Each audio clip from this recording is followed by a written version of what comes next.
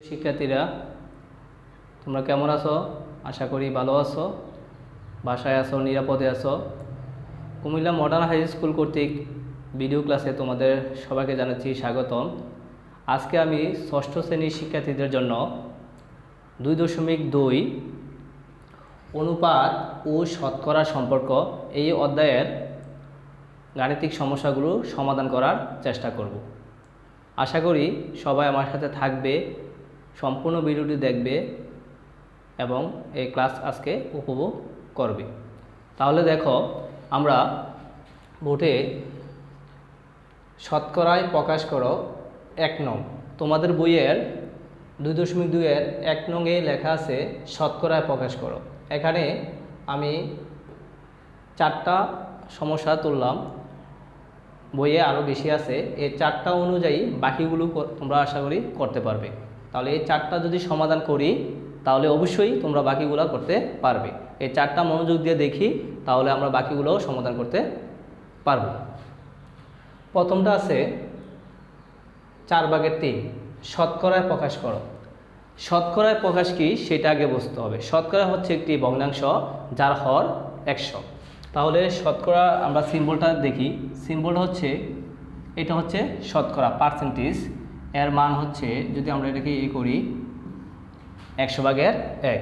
তাহলে শতকরা সিম্বল হচ্ছে এটাকে যদি আমরা ভগ্নাংশ অনুযায়ী লিখি তাহলে হবে 100/1। তাহলে এখন আমরা 4/3কে শতকরায় প্রকাশ করব। তাহলে বড় দিকে দেখি, শতকরা প্রকাশ করতে হলে হর 100 হতে হবে। হর 100 হওয়ার জন্য আমরা কি করতে পারি, যে সমস্যাটা দেওয়া আছে ওইটার হর এবং লবকে 100 দ্বারা গুণ করব। তাহলে আমরা কি করলাম, 4/3 4/3 এর সাথে হর এবং লবকে 100 দ্বারা গুণ করলাম। গুণ করার পরে আমরা কি করব, এখন যেহেতু হর 100 থাকতেই হবে, আমরা এটাকে এইভাবে আলাদা করব। 4/3 গুণ 100 গুণ 100/1, অর্থাৎ এই যে 100টা আছে এই 100 নিচে উপরে 1। তাহলে আমরা লিখলাম কি, এই 100টাকে 100/1, কারণ এটা হর হিসেবে আছে, এখানেও হর হিসেবে আছে। এখন আমরা 4 দ্বারা যদি 100কে ভাগ করি তাহলে হচ্ছে 25। 4 25 100। এখন কি থাকতেছে এখানে, 3 গুণ 25। 3 গুণ 25 হয় 3 25 75 গুণ 100/1। তাহলে আমরা লিখতে পারবো এখন 75, আর 100/1 লিখতে পারবো পার্সেন্ট। তাহলে আমরা 4/3কে শতকরা প্রকাশ করে পেলাম 75%। আশা করি এই সমাধানটা তোমরা বুঝতে পেরেছো। এখন আমরা পরবর্তী যে সমস্যা, তোমাদের বইয়ের গ নম্বর 2/25/6 একটা সমস্ত, এটাকে বলা হয় মিশ্র ভগ্নাংশ। এই মিশ্র ভগ্নাংশকে শতকরা প্রকাশ করব। ভালো করে দেখো, আমরা পরেরটা সমাধান করব। মিশ্র ভগ্নাংশকে সমাধান করতে হলে প্রথমে মিশ্র ভগ্নাংশকে অপ্রকৃত ভগ্নাংশে প্রকাশ করতে হবে। আশা করি তোমরা অপ্রকৃত ভগ্নাংশ কিভাবে প্রকাশ করতে হয় সেটা জানো। তারপরে আমি বলে দিচ্ছি, এখানে যে পূর্ণ সংখ্যা 2 আর হর 25, এই দুইটা গুণ করতে হবে। 25 দুগুণে 50। এই 50 এর সাথে উপরে যে লব আছে সেই লব যোগ করতে হবে। তাহলে 50 আর 6 যোগ করলে 56। এটা অবশ্যই লবে বসবে, আর হর 25 সেটা থাকবে। তাহলে প্রথমে আমাদের কাজ হলো মিশ্র ভগ্নাংশকে অপ্রকৃত ভগ্নাংশে প্রকাশ করা। তারপর যথারীতি যে আগের নিয়মে হর এবং লবকে 100 দ্বারা গুণ করতে হবে। হর এবং লবকে 100 দ্বারা গুণ, 100 এবং হরকেও 100 দ্বারা গুণ। লব এবং হরকে 100 দ্বারা গুণ করলাম। 100 দ্বারা গুণ করার কারণে আমাদের যে শতকরা প্রকাশে 100 হর সেটা হয়ে গেল। এখন বাকি হলো উপরে যে সংখ্যাটা আছে নিচে 25 দ্বারা এই 100কে ভাগ করলে হয় 4। তাহলে কত আসছে, 4 দ্বারা এখন আমরা 56কে গুণ করব। গুণ করি, 4 6 24, 24 এর 4 হাতে আছে 2, 4 5 20, 20 কে 2 24, আর রয়ে গেছে আমাদের কি 100। নিচে আছে কত 100, আর উপরে কত আছে আমরা এটাকে আলাদা যদি লিখি 100 ভাগের 1, 100 ভাগের 1, আর 224 আর 100 ভাগের 1 কে আমরা লিখতে পারি পার্সেন্ট। তাহলে আমরা সমস্তকে কিভাবে শতকরা প্রকাশ করতে হয় সেটা দেখলাম। তো আশা করি আমরা এটাও বুঝতে পারলাম। আমি এটা আবার বলি, যদি এরকম তোমাদের বইয়ে আরো দেওয়া আছে, বইয়ে দেখবে আমি একটা মাত্র সমস্তকে সমাধান করলাম 2 সমস্ত 25 ভাগের 6, এটাকে আমরা অপ্রকৃত ভগ্নাংশে প্রকাশ করব। অপ্রকৃত ভগ্নাংশে প্রকাশ করার পর যথারীতি হর এবং লবকে 100 দ্বারা গুণ করব। 100 দ্বারা গুণ করার পরে হরে 100 কোনো কাজ করব না, হরে 100 থাকবে, লবের এবং হরের সাথে যে সংখ্যাটা ছিল 100 সাথে যে সংখ্যা ছিল সেটা দ্বারা আমরা উপরটাকে কাজ করব। তাহলে দেখা যাচ্ছে এই 25 দ্বারা 100 কে ভাগ করলে হয় 4, 4 এর সাথে 56 গুণ করলে হয় 224। তাহলে এখানে রয়ে গেছে 100 আর উপরে আছে 1, আমরা 1 দিতে পারি। তাহলে 100 ভাগের 1, 224 ইনটু 100 ভাগের 1, 100 ভাগের 1 কে আমরা পার্সেন্টেজে প্রকাশ করলে এই চিহ্নটা আসবে। তাহলে আমরা 100 ভাগের 1 কে এই চিহ্ন অর্থাৎ শতকরা চিহ্ন দিতে পারি। তাহলে আমাদের হয়ে গেল 2 সমস্ত 25 ভাগের 6 কে প্রকাশ করলে আসে 224%। তারপর দেখো আমি আরেকটা তুলেছি 6 নাম্বার 0.65, অর্থাৎ এখানে তোমাদের বইয়ে বিভিন্ন ধরনের দেওয়া আছে প্রকৃত, মিশ্র, দশমিক, অনুপাত, এরকম অঙ্কগুলোকে শতকরা প্রকাশ করতে বলছে। তাহলে আমি 4 ক্যাটাগরি থেকে 4টা প্রশ্ন তুলছিলাম। এখন 2 ক্যাটাগরি শেষ, আমরা পরবর্তী দশমিক যে আছে, দশমিক যে ভগ্নাংশটা আছে, দশমিক যে অঙ্কটা আছে সেটাকে আমরা শতকরা প্রকাশ করব।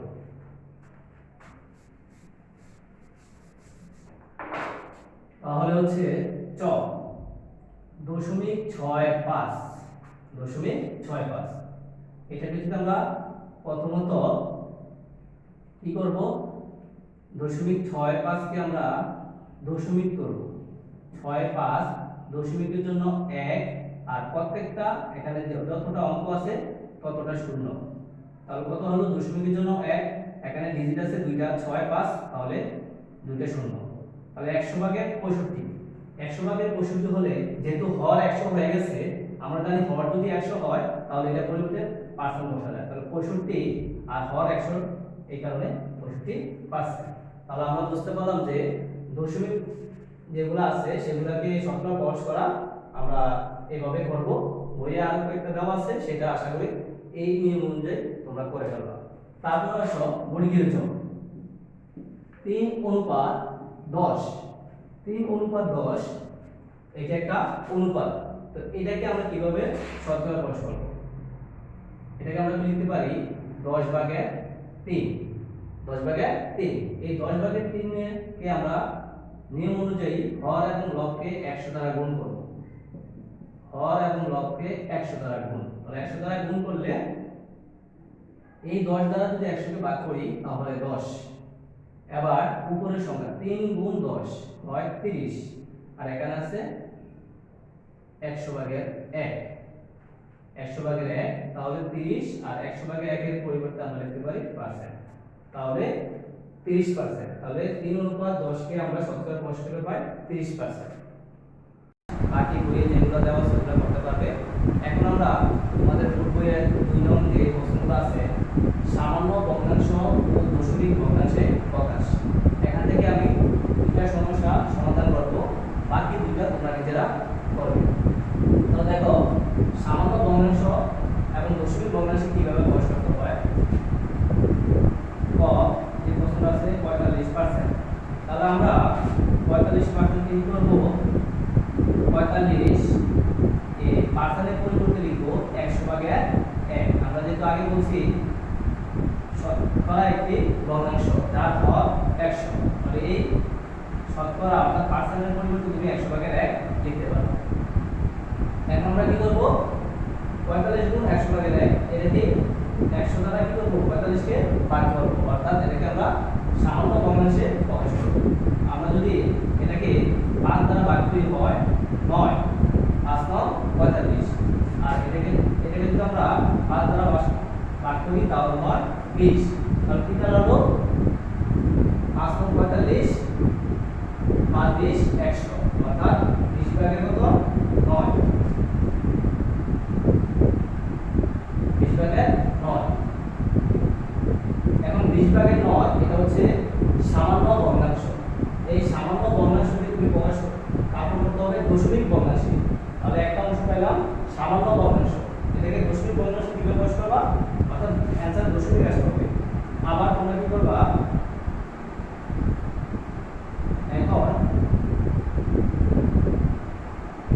20 ভাগে 9 কে ভাগ করলে 9 কিন্তু আমরা 20 দ্বারা ভাগ করি, যেহেতু 20 এখানে 9 থেকে বড়, তাহলে উত্তরে ভাগ করলে একটা দশমিক দিয়ে একটা শূন্য আনতে পারি। তাহলে কত হলো 90। 90 হলে আমরা 20 4 20 80 বিয়োগ করে থাকে 10। আবার যেহেতু 20 10 থেকে বড়, আরেকটা শূন্য দিলাম 100, 5 20 100। তাহলে আমাদের দাঁড়ালো যে দশমিক ভগ্নাংশ হচ্ছে 0.45 এবং সামান্য ভগ্নাংশ হচ্ছে 20 ভাগে 9। সুতরাং নির্ণয় সামান্য ভগ্নাংশ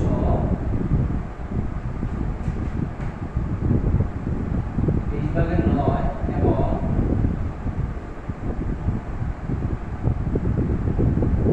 দশমিক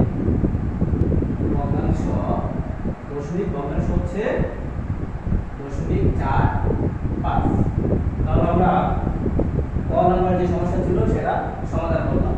তারপর আছে একটা সমস্ত নাম্বার 12 সমস্ত 2 ভাগের 1% কে কিভাবে সামান্য ভগ্নাংশ এবং দশমিক ভগ্নাংশে প্রকাশ করতে হয় সেটা এখন দেখো।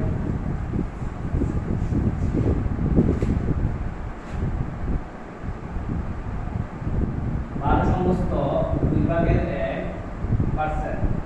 তাহলে আমরা প্রথমে মিশ্র ভগ্নাংশকে অপোক্ত ভগ্নাংশে প্রকাশ করব। তাহলে হচ্ছে 2 ভাগের 12 2 ভাগের 24 একে 25,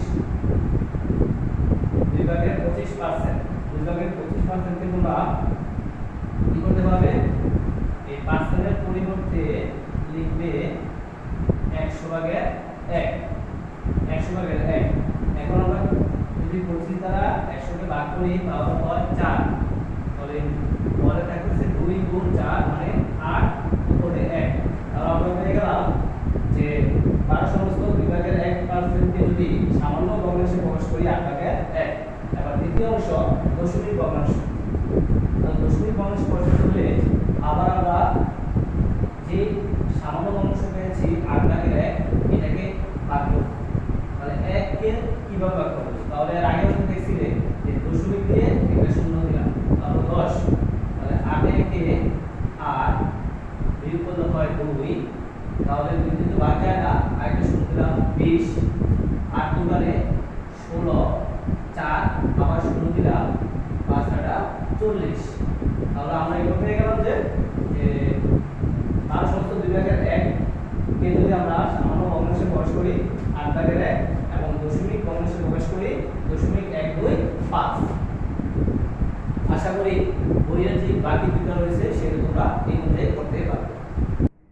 এবার আমরা তোমাদের বইয়ের 3 নং যে প্রশ্নগুলো দেওয়া আছে সেই প্রশ্ন থেকে আমি দুটো প্রশ্ন করলাম যে ক নম্বরে 125 এর 5% কত, খ 225 এর 9% কত। এরকম আমাদের অঙ্কগুলো অবজেক্টিভে আসতে পারে যে 220 এর 3% কত, 220 এর 10% কত, মানে কোন সংখ্যার কত পার্সেন্ট বার করতে কিভাবে করতে হয় সেটা আজকে আমরা এই অঙ্কগুলোর মাধ্যমে বুঝতে পারব। প্রথমে কয়টা সমাধান করি। 125 এর 5%, তাহলে আমরা লিখব 125 এর এই 5% মানে কি 5 গুণ 100 ভাগের 1। তাহলে পার্সেন্টের পরিবর্তে আমরা কি লিখলাম 100 ভাগের 1 লিখলাম, বাকি জায়গা অপরিবর্তিত। আবার লিখলাম 125 এর এবার 5 গুণ 100 ভাগের 1। এখানে কোনো সমাধান করা যায় কিনা আমরা দেখতেছি। 5 দ্বারা যদি 100 কে ভাগ করি কত হয় 20, কত হচ্ছে 20। তাহলে 20 ভাগের 1 20/1। এবার এই 20/1 এর মধ্যে আবার আছে 125 এর 20/1। তাহলে এর মানে হচ্ছে কি চিহ্ন, এর মানে হচ্ছে গুণ, তাহলে আমরা গুণ দিলাম। এবার 20 এবং 125 কে কোন সংখ্যা দ্বারা ভাগ করা যায় কিনা, যদি আমরা এটাকে 5 দ্বারা ভাগ করি হবে 4, আর এটাকে যদি 5 দ্বারা ভাগ করি কত হবে 5। স্টপ করে তাহলে 25, তাহলে 5 25 125, 4 5 20, তাহলে কি দাঁড়াচ্ছে 4/25। এখন যেহেতু এটা অপ্রকৃত ভগ্নাংশ, এটাকে আমরা মিশ্র ভগ্নাংশ নিব। 25 দ্বারা 25 কে ভাগ করব 4 দ্বারা, 4 6 24, বিয়োগ হয় 1, তাহলে কি দাঁড়াচ্ছে 6 সমস্ত 4/1। এটি হচ্ছে 125 এর। আশা করি তোমরা এটা বুঝতে পারলো। একই রকম আশা করি তোমরা ক অনুযায়ী খ করতে পারবে। এবার আমরা তোমাদের বইয়ের 4 নং প্রশ্ন নিয়ে 4 নং সমস্যা নিয়ে কথা বলবো। হ্যাঁ, আমরা 4 নং এর তোমাদের বই দুটো অঙ্ক দেওয়া আছে। 20 টাকা 80 টাকার শতকরা কত, খ 75 টাকা 120 টাকার শতকরা কত। তাহলে দুটো অঙ্ক পায় একই রকম, আমরা যদি একটা করতে পারি পরেরটা করতে পারি। তাহলে আগে দেখি ক নম্বরের প্রশ্নটা সমাধান করি। 20 টাকা 80 টাকা, 80 টাকার কত অংশ, তাহলে 20 টাকা 80 টাকা হচ্ছে 80/20। যেহেতু 20 টাকা 80 টাকা, যে টাকার সাথে তুলনা করবে 80 এর 20, লিখতে সময় 80 টাকা যেহেতু বলা হয়েছে, এই 80 টাকাটা হবে হর, আর 20 টাকা যে যেটা দেওয়া আছে এটা হবে উপরে। তাহলে আমরা লিখলাম 20 টাকা 80 টাকা অর্থাৎ 80/20। এটা যদি আমরা ভাগ করি 20 একে 20, 4 20 80, তাহলে কত দাঁড়াচ্ছে 20 একে 20, 4 20 80, 4/1। এখন এটাকে প্রকাশ করতে হবে কিসে, শতকরা। তো যে অংশটা পাইলাম এটাকে শতকরা প্রকাশ করতে হবে। তাহলে শতকরা প্রকাশ করতে হলে আমরা 1 নং যে সমস্যা ছিল শতকরা প্রকাশ, সেই অনুযায়ী করে ফেলব, অর্থাৎ হর এবং লবকে 100 দ্বারা গুণ করব। হর এবং লবকে 100 দ্বারা গুণ করব। গুণ করার পরে আমরা নিচে হরে কোন কাজ করব না, 100 কাজ করব না, এই 4 দ্বারা এটাকে 100 কে ভাগ করব। তাহলে 4 দ্বারা 100 কে ভাগ করলে হয় 25। তাহলে 100/25, যেহেতু হর 100, তাহলে আমরা লিখতে পারি 25%। তাহলে কি পেলাম 20 টাকা 80 টাকার 25%। আশা করি খ নম্বর অঙ্কটা তোমরা এই অনুযায়ী করে ফেলবে। শিক্ষার্থীরা তোমরা দেখো, এখন তোমাদের বইয়ের 5 নং যে সমস্যাটা, একটি স্কুলে শিক্ষার্থীর সংখ্যা 500 জন, এর মধ্যে ছাত্রীর সংখ্যা 40% হলে ওই স্কুলের ছাত্র সংখ্যা কত।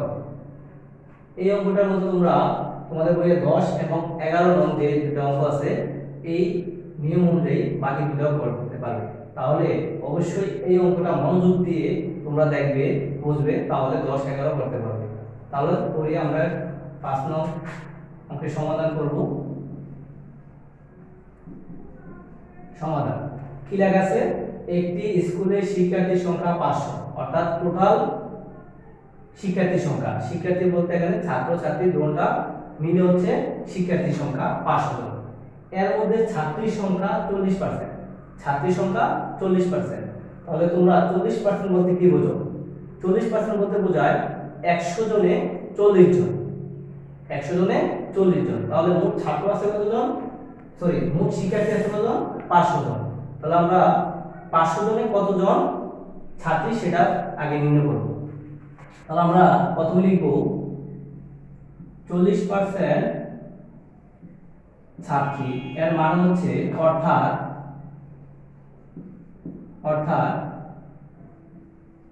100 জনে ছাত্রী সংখ্যা, 100 জনের ছাত্রী সংখ্যা 40 জন। আমরা এটা ঠিক নির্ণয় করব। একজনে ছাত্রী সংখ্যা অবশ্যই কম হবে, এটা হবে ভাগ, তারপর আমাদের মোট শিক্ষার্থী আছে কতজন, 500 জন। তাহলে সুতরাং এখানে সুতরাং ব্যবহার করি, সুতরাং 500 জনে ছাত্রীর সংখ্যা কত সেটা আমরা এখন নির্ণয় করে নেব। 500 গুণ হবে, 500 উপরে গুণ হবে অধিক নিয়ম অনুযায়ী। তাহলে 100 দ্বারা যদি 500 কে ডিভাইড করি 5, তাহলে 5 গুণ 40 কত হয়? 4 5 20 শূন্য, অর্থাৎ 200 জন। তাহলে আমরা পেলাম যে 40% ছাত্রী, 40% ছাত্রী 500 জনের, অর্থাৎ 500 এর 40% হচ্ছে 500 এর 40% হচ্ছে 200। তাহলে আমরা ছাত্রী পেলাম 200, মোট শিক্ষার্থী 500, ছাত্রী 200। মোট শিক্ষার্থী থেকে ছাত্রীর সংখ্যা বিয়োগ করলে আমাদের যে স্কুলের ছাত্র সংখ্যা সেটা এখন বের হয়ে আসবে। তাহলে আমরা লিখব ছাত্র সংখ্যা 500 বিয়োগ 200 সমান 300 জন। তাহলে আমরা এটা পরিষ্কার করে লিখি।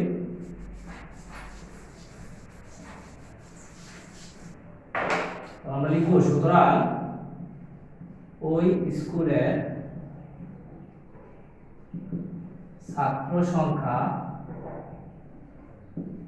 সমান হবে মোট শিক্ষার্থী 500 বিয়োগ ছাত্রী সংখ্যা 200 জন, তাহলে দাঁড়াচ্ছে 300 জন।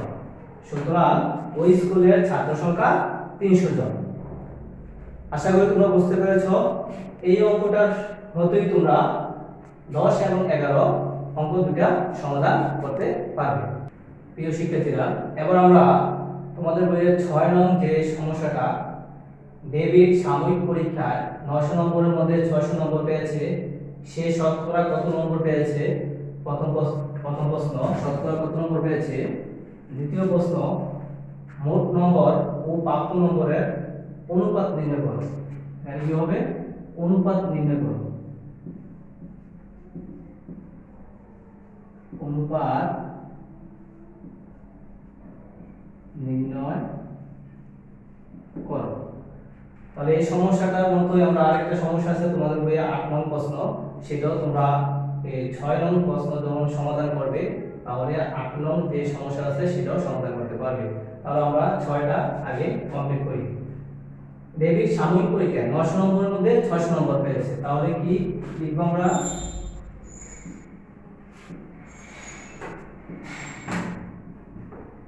ডেভিড পায় 900 নম্বরের মধ্যে 600 নম্বর। ডেভিড পায় 900 নম্বরের মধ্যে 600 নম্বর, অর্থাৎ কি দাঁড়িয়েছে? 900 ভাগের 600, এই অংশটা পাইছে 900 ভাগের 600। এটাকে আমরা প্রথমে কিসে প্রকাশ করব? শতকরা কত নম্বর, অর্থাৎ 100 কত পাইছে। এটা তো আমরা ইচ্ছে করলে কিভাবে করতে পারি? 900 নম্বরের মধ্যে পাই 600 নম্বর, 1 নম্বরের মধ্যে কত, 100 নম্বরের মধ্যে কত।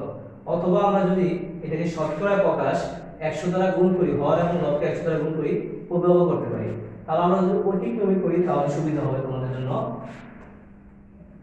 এইভাবে না লিখে ডেভিড পায় 900 নম্বরের মধ্যে 600, ডেভিড পায় 1 নম্বরের মধ্যে 900 ভাগে 600 নম্বর, ডেভিড পায় শতকরা যেটা বলছে 100 নম্বরের মধ্যে কত দেখি? 600 গুণ 100, আর নিচে আছে 900। তাহলে এখানে এখন আমরা কাটাকাটি করব। 100 দ্বারা যদি 900 কে ডিভাইড করি কত হয়? 9, উপরে আছে 600। তাহলে আমরা 9 দ্বারা 600 কি করব? এখন ডিভাইড করব। 9 দ্বারা 600 কে ডিভাইড করলে কি আসে দেখি? প্রথমে 6 9 54, বিয়োগ করলে থাকে 6, আবার 0 না হলাম 60, আবার 6 9 54, 54 হলে এখানে আমরা দেখতেছি আরো ভাগশেষ থাকতেছে 6, তাহলে ভাগশেষ আরো 6 রয়ে গেছে। এখন আমাদের অঙ্কটা এখনো দশমিক গুণ আমরা সমস্তের মধ্যে অ্যান্সারটা লিখব। আমি এদিকে নিয়ে আসতেছি, দেখো। তাহলে কি দাঁড়ালো? 66 সমস্ত 9 ভাগের 6।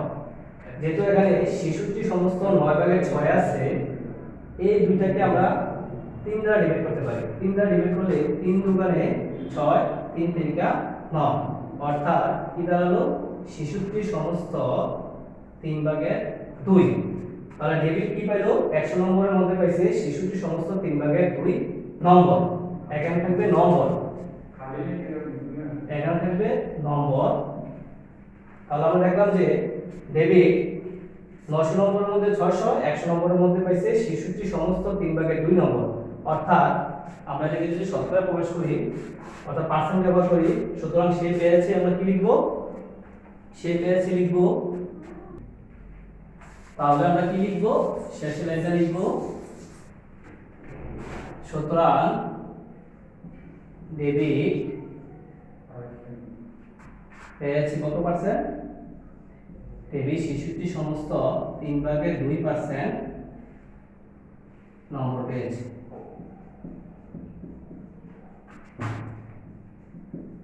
তাহলে ডেভিড পেয়েছে 66 সমস্ত 3/2%। এই পার্সেন্ট হচ্ছে শতকরা, অর্থাৎ শতকরা 66 সমস্ত 3/2 নম্বর পেয়েছে।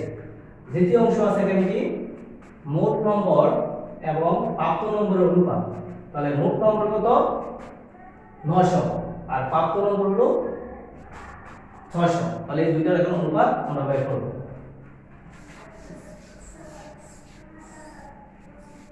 দ্বিতীয় অংশটা হচ্ছে আমরা লিখব মোট নম্বর অনুপাত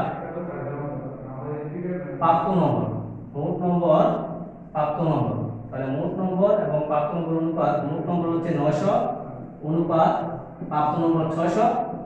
900 এবং 600 আমরা যদি এটাকে 300 দ্বারা ডিভাইড করি তাহলে 3, এটা হয় 2। তাই আমরা কি লিখতে পারি 300 দ্বারা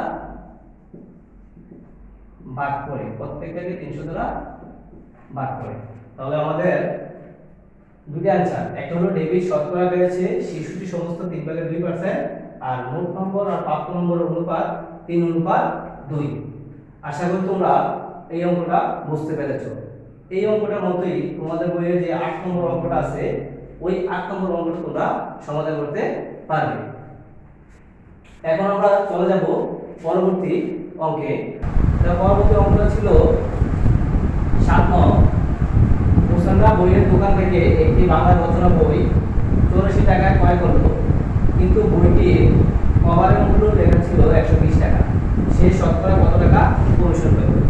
কমিশন মানে কি ছাড়, যে বইয়ের মূল্য লেখা থাকে বা তোমরা যখন কোনো কিছু ক্রয় করো একটা মূল্য থাকে, ওই মূল্য থেকে কিছু টাকা কম রাখা হয়, সেটাকে এমন হচ্ছে কমিশন। এখন মুসান্নার যে বইটা ক্রয় করেছিল 84 টাকা, কভারের মূল্য ছিল 120 টাকা, এখানে কত টাকা সে ছাড় পাইলো? 120 টাকায় কত টাকা ছাড় পাইলো কমিশন হলো সেটাকে বের করো। তাহলে আমরা দেখব আগে মুসান্না কত টাকা কমিশন পায়। তাহলে আমরা লিখব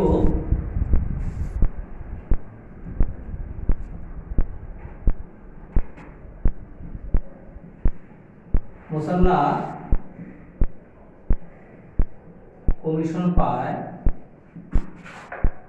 বইয়ের মূল্য ছিল 120 টাকা, সে ক্রয় করেছিল 84 টাকা দিয়ে। তাহলে 120 টাকা থেকে 84 টাকা বিয়োগ করলে কত হয়?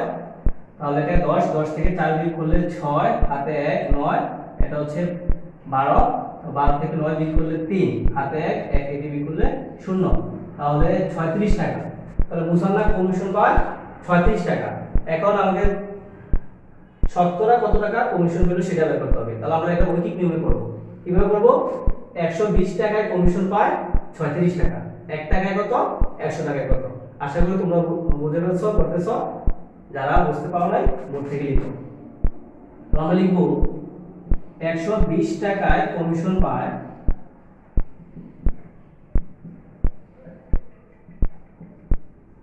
120 টাকায় কমিশন পায় 36 টাকা। তারপর 1 টাকায় কমিশন পায়, এটা হবে 1 টাকায় কমিশন কম হবে, ভাগ হবে। সুতরাং যেহেতু শতকরা বলছে, শতকরা মানে হচ্ছে 100, 100 টাকায় কমিশন পায় 36 গুণ 100 আর নিচে আছে 120। তাহলে দেখি কে ভাগ করতে পারে। 100 এবং 120 আমরা দুটোকে 20 দ্বারা ভাগ করলে 5 20 100, 6 20 120। আবার 6 দ্বারা যদি 36 কে ডিভাইড করি 6 6 36, তাহলে নিচে আর কোনো সংখ্যা নাই, উপরে আছে 6 গুণ 5, 5 গুণ 6 মানে 5 6 30, 30 টাকা। তাহলে আমরা কি পেলাম, 100 টাকা কমিশন পাই 30 টাকা, অর্থাৎ 30%। তাহলে সুতরাং মুহসানা কত শতকরা কত টাকা কমিশন পেল, শতকরা 30 টাকা কমিশন পেল। তাহলে কমিশন পেল 30%। এখন আমরা পরবর্তী অঙ্ক 12 নং, যে তোমাদের বই 12 নং অঙ্কটা, এটা সমাধান করব। 12 অঙ্কটা হচ্ছে জায়েদ 10% কমিশনে একটি বই ক্রয় করে দোকানিকে 180 টাকা দিল, বইটির প্রকৃত মূল্য কত? প্রশ্নটা আবার ভালো করে বুঝতে হবে। জায়েদ 10% কমিশনে একটি বই ক্রয় করে দোকানিকে 180 টাকা দিল, অর্থাৎ সে কমিশন পাওয়ার পরে 180 টাকা বইটা দিল, বইয়ের দাম দিল, কিন্তু বইয়ে কভারে আরো বেশি লেখা ছিল, সে কমিশন পেয়ে 180 টাকা দিল। এখন আসলে বইটার কভারের মূল্য কত টাকা লেখা ছিল, মানে প্রকৃত মূল্য কত ছিল সেটা আমরা বার করতে হবে। তাহলে এখানে ক্লু দেওয়া আছে কি, ক্লু দেওয়া আছে 10% কমিশনে। 10% কমিশন বলতে বুঝি 100 টাকা কমিশন দিল 10 টাকা, তাহলে বইটার মূল্য যদি 100 টাকা হয়, 10 টাকা কমিশন দিলে তার বিক্রি মূল্য হবে কত, 100 বিয়োগ 10 90 টাকা। তাহলে আমরা লিখব 10% কমিশনে বইটির ক্রয় মূল্য 100 টাকা হলে, 100 টাকা হলে বিক্রয় মূল্য বা প্রকৃত মূল্য, বিক্রয় মূল্য বা প্রকৃত মূল্য, বইটির ক্রয় মূল্য 100 টাকা হলে বিক্রয় মূল্য 100 বিয়োগ 10, তাহলে 90 টাকা। তাহলে 10% কমিশনে 90 টাকা বিক্রি করছে বইটা। এখন আমরা বার করব কি, প্রকৃত মূল্য। তো একটা বিক্রি মূল্য হলো 90 টাকা, আর আমাদের এখানে উদ্দীপকে দেওয়া আছে 180 টাকা, তাহলে দুইটা বিক্রি মূল্য আছে। এখন আমরা বার করব কি, ক্রয় মূল্য। এই ক্রয় মূল্যটাই হবে প্রকৃত মূল্য। তাহলে আমরা প্রকৃত মূল্য যদি বার করব, আগে লিখব বিক্রয় মূল্য আর ডান দিকে লিখব প্রকৃত মূল্য। এখন লিখব বিক্রয় মূল্য 90 টাকা হলে প্রকৃত মূল্য 100 টাকা। বিক্রয় মূল্য 90 টাকা হলে প্রকৃত মূল্য হচ্ছে 100 টাকা। আবার বিক্রয় মূল্য 1 টাকা হলে প্রকৃত মূল্য হবে কম, তাহলে 90 নিচে যাবে। আবার বিক্রয় মূল্য কত আছে, দোকানিকে 180 টাকা দিল, অর্থাৎ দোকানি 180 টাকা বইটা বিক্রি করছে, তাহলে এটা হচ্ছে বিক্রয় মূল্য 180 টাকা হলে প্রকৃত মূল্য 100 গুণ 180 বাই 90। তাহলে আমরা 90 দ্বারা যদি 180 কে ভাগ করি হবে 2, 90 দোকান 180, 100 গুণ 2 সমান 200। তাহলে আমরা দেখতে পেতেছি যে বইটার প্রকৃত মূল্য ছিল 200 টাকা, সে 10% কমিশনে 180 টাকা দিয়ে ক্রয় করেছিল, অতএব বইটির প্রকৃত মূল্য কত টাকা, 200 টাকা। আশা করি তোমরা এই অঙ্কটা বুঝতে পেরেছো। প্রিয় শিক্ষার্থীরা, আশা করি পুরো ক্লাসটি মনোযোগ দিয়ে দেখবে, বারবার দেখবে, তাহলে এই চ্যাপ্টারে যত অঙ্কগুলো আছে তোমরা সমাধান করতে পারবে। বাসায় থাকবে, নিরাপদে থাকবে, সবাই ভালো থাকবে, আমার জন্য দোয়া করবে। আসসালামু আলাইকুম।